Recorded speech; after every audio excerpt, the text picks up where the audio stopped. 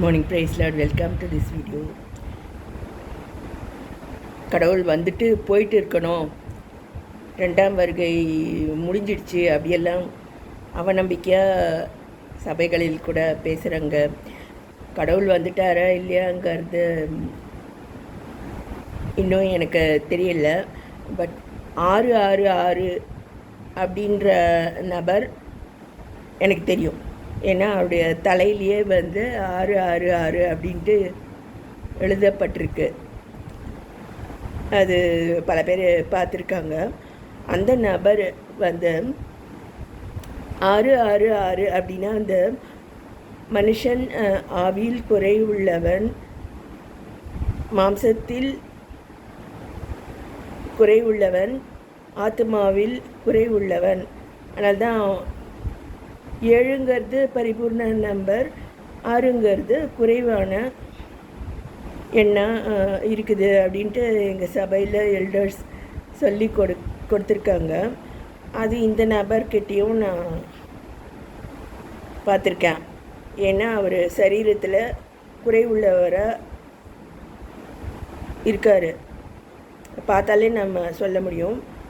ரட்சிக்கப்படாதவர், அதனால் ஆத்மாவில் குறைவுள்ளவர். பரிசுத்த ஆவியை நம்பாதவர், அதனால் ஆவியில் குறைவுள்ளவராக இருக்கார்.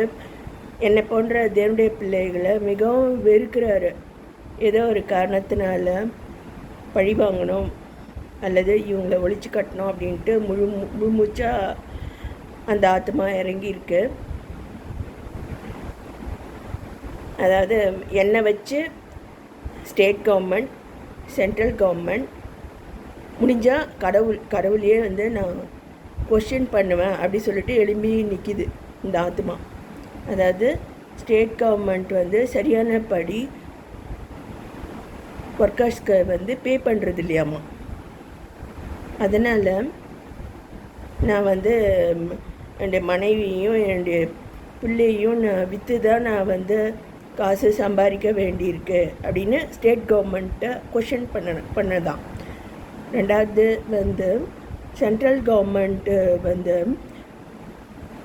ரெண்டு பிள்ளைங்க தான் அல்லது ஒரு பிள்ளை தான் அப்படி சொல்லிட்டு லிமிட் பண்ணதுனால எனக்கு பல வீடுகளில் பிள்ளைகள் இருக்குது அப்படின்ட்டு சென்ட்ரல் கவர்மெண்ட்டை கொஷின் பண்ணுமா. மூணாவது, நான் கடவுளுக்கு டைட்ஸ் எல்லாம் நான் கொடுத்து பார்த்தேன். ஆனால் கடவுள் எனக்கு பதில் ஆசீர்வாதங்களை தரல அப்படின்ட்டு கடவுளையே நான் கொஷின் பண்ணுவேன் அப்படின்னு சொல்லிட்டு அந்த ஆத்மா நினைக்குது. ஆனால் கடவுள் தன்னை பரீட்சை பார்க்க அல்லது பரியாசம் பண்ண அவர் விட்டார். அதனால் கடவுள் முதல்ல பதில் கொடுத்துட்டார். என்னென்னா anyone must be born again. இது கடவுளுடைய ரூல்ஸ். நான் பெண்ணை எடுத்து போயிட்டு காதலித்து கல்யாணம் பண்ணி துபாயில் விற்பேன் அப்படிங்கிறது மனுஷனுடைய ரூல்ஸ். அது சீரியல்லாம் அப்படி சொல்கிறாங்க. அதையும் ரூல்ஸுன்னு தான் சொல்கிறாங்க அவங்க. கடவுளுடைய rules, ye must be born again. We are not born again, you will not know the difference between your own house or some other house. இது எங்கள் பாஸ்டர் சபையில் இந்த ஆத்மாவுக்கு பர்டிகுலராக சொன்னார். இது கடவுள் கொடுத்த பதில். ஸோ காசு எங்களுக்கு இல்லை அப்படின்னா அந்த துன்மார்க்கனுடைய வீட்டில் கர்த்தரின் சாபம் இருக்குது, கர்த்தரின் ஆசீர்வாதமே ஐஸ்வர்யத்தை தரும். இதுவும் கடவுள் கொடுத்த பதில் தான். கடவுளுடைய பிள்ளையாகிய நானும் அதை தான் சொன்னேன். நம்முடைய பிஹேவியருக்கு ஏற்ற மாதிரி, நம்முடைய புத்திக்கு ஏற்ற மாதிரி தான் பணம் நம்ம கையில் இருக்கும்.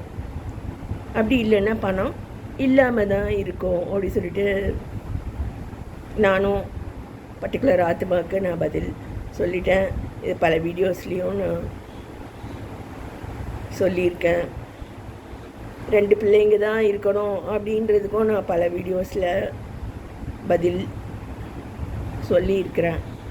ஆனால் அந்த ஆத்மா இருதயத்தை, பார்வனுடைய இருதயத்தை கடினப்படுத்தின மாதிரி அது கடினப்படுத்தி இன்றைக்கி இல்லைன்னாலும் இன்னொரு நாள் இந்த பொண்ணு வந்து நான் வந்து வேசியாக தான் அலைவணும் அந்த ஆத்மா சொல்லுது. ஓகேவா?